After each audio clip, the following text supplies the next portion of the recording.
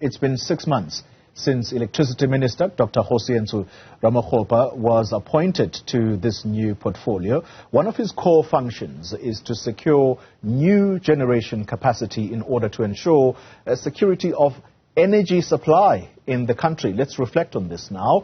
And this is the journey that Ramokgopa has been on since March 2023. We speak to energy analyst Chris Yelland. Chris, good morning to you, and thanks for your time. Can I begin this conversation with the question about whether Dr. Ramokgopa has managed to give us any signs of sustained improvement on energy supply from Eskom? Well, I think he's brought a new energy to the whole subject and a new accountability and a new sense of urgency.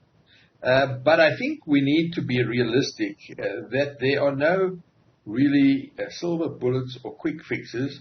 A lot of different things have to be done at the same time. There are indeed short-term issues, medium-term issues, and longer-term issues. We need to start all of these immediately, and we kind of have to some degree or another. It's been a slow start, I must say.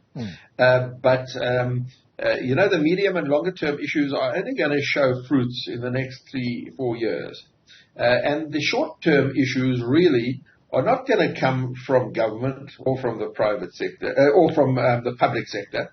They're going to come from the private sector, from customers of electricity.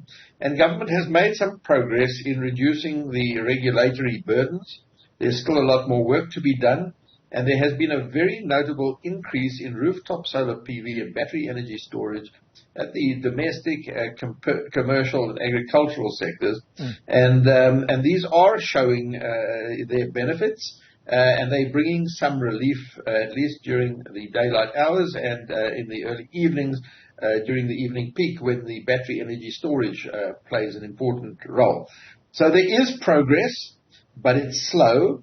And the medium and longer term, efforts are only going to reflect in the next few years.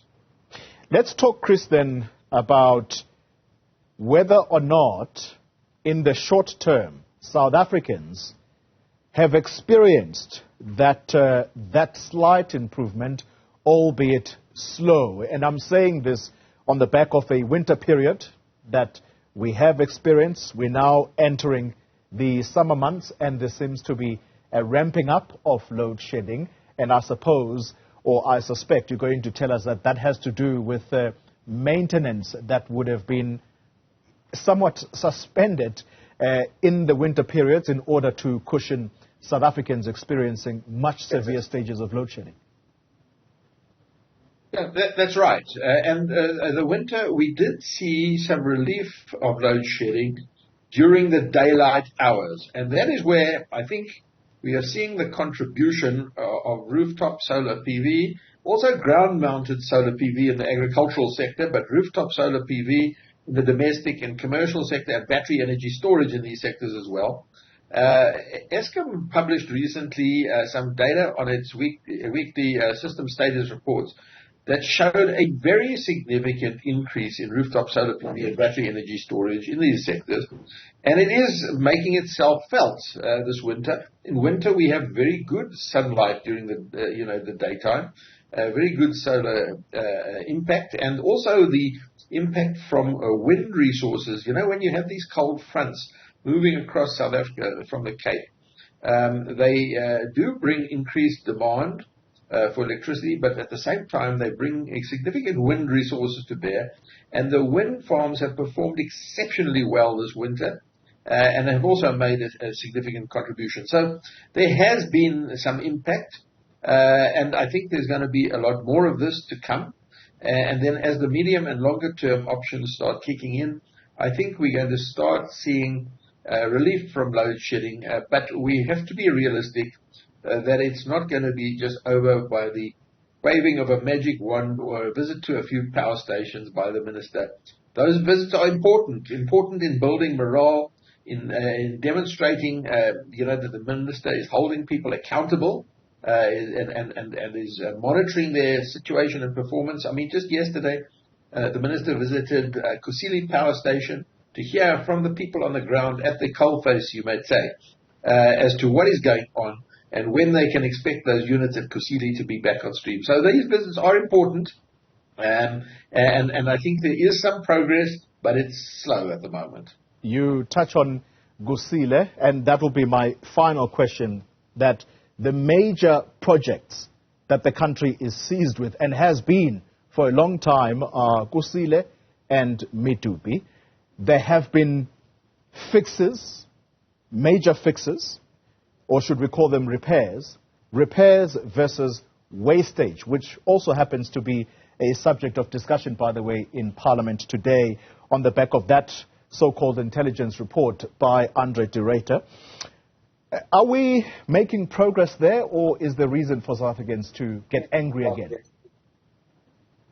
Look, we should be very disturbed that, for example, after 15 years of construction, now Kusile construction started in 2008, it should have been finished in 2015.